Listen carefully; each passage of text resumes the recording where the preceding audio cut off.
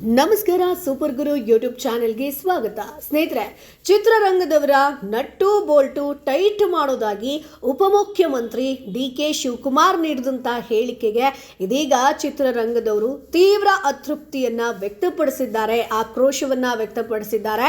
ಆದರೆ ಚಲನಚಿತ್ರ ಅಕಾಡೆಮಿ ಅಧ್ಯಕ್ಷ ಸಾಧು ಕೋಕಿಲ ಜೊತೆಗೆ ಶಾಸಕ ರವಿಕುಮಾರ್ ಗಣಿಗ ಡಿ.ಕೆ.ಶಿ ಹೇಳಿಕೆಯನ್ನ ಸಮರ್ಥನೆ ಮಾಡಿಕೊಂಡಿದ್ದಾರೆ. ಹೌದು, ಶಿವಕುಮಾರ್ ನೀಡಿದಂಥ ಹೇಳಿಕೆ, ಅದರ ಸಂದರ್ಭ ಹಾಗೆ ರೀತಿ, ಬಳಸಿದಂಥ ಪದಗಳು ಸರಿ ಇಲ್ಲ.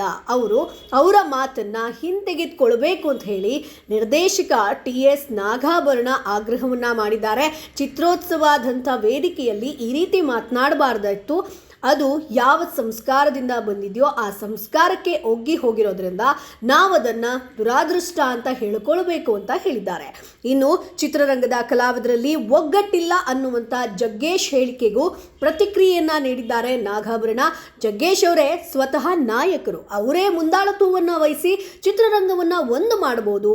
ಎಲ್ಲರೂ ಮಾತನಾಡೋದನ್ನ ಬಿಟ್ಟು ಒಳ್ಳೆ ಸಿನಿಮಾ ಮಾಡಲಿ ಅಂತ ಹೇಳಿದ್ದಾರೆ. ಅಂದರೆ ಡೈರೆಕ್ಟ್ ಆಗಿ ಜಗ್ಗೇಶ್ ಅವರಿಗೆ ಟಾಂಗ್ ಅನ್ನ ಕೊಟ್ಟಿದ್ದಾರೆ. ಒಳ್ಳೆ ಸಿನಿಮಾಗಳನ್ನ ಮಾಡಲಿ, ಎಲ್ಲರೂ ಮಾತನಾಡಲಿ ಅನ್ನೋದನ್ನ ಹೇಳಿದ್ದಾರೆ. ಸೊ ಮಾತನಾಡೋದನ್ನ ಬಿಟ್ಟು ಒಳ್ಳೆ ಸಿನಿಮಾ ಮಾಡೋ ಕಡೆ ಗಮನ ಕೊಡ್ಲಿ ಅಂತ. ಇನ್ನು ರಾಜೇಂದ್ರ ಸಿಂಗ್ ಬಾಬು ಅವರು ಕಲಾವಿದರ ನಟ್ಟು ಬೋಲ್ಟು ಟೈಟ್ ಮಾಡಬೇಕು ಅನ್ನುವಂಥ ಸರ್ಕಾರಕ್ಕೆ ನಾಚಿಕೆ ಆಗಬೇಕು, ಮೊದಲು ಕನ್ನಡ ಚಿತ್ರರಂಗದ ದಾಖ ಮಾಡಲಿ ಅಂತ ಹೇಳಿದ್ದಾರೆ. ಇನ್ನು ಹಿರಿಯ ನಟ ದತ್ತಣ್ಣ ಕೂಡ ಮಾತನಾಡಿದ್ದಾರೆ. ಡಿ.ಕೆ.ಶಿ ಅವರ ಹೇಳಿಕೆ ಸರಿಯಲ್ಲ ಅನ್ನೋದು ನನ್ನ ವೈಯಕ್ತಿಕ ಅಭಿಪ್ರಾಯ. ಕಲಾವಿದರು ಯಾರ ಹಂಗಿನಲ್ಲೂ ಇರೋದಿಲ್ಲ, ಇರಬಾರ್ದು ಕೂಡ. ಈ ಚಲನಚಿತ್ರೋತ್ಸವ ಆಯೋಜಿಸ್ತಿರೋದೇ ಕಾಂಗ್ರೆಸ್ ಸರ್ಕಾರ. ಅವರ ಹೇಳಿಕೆಯಲ್ಲಿ ಯಾವುದೇ ತಪ್ಪು ಇಲ್ಲ. ನೀರಿನ ಹಕ್ಕಿಗಾಗಿ ಹೋರಾಟದಲ್ಲಿ ಚಿತ್ರರಂಗದವರು ಕೂಡ ಬರಬೇಕೆಂಬುದು ಡಿ.ಕೆ.ಶಿ ಅವರ ಅಪೇಕ್ಷೆಯಾಗಿತ್ತು.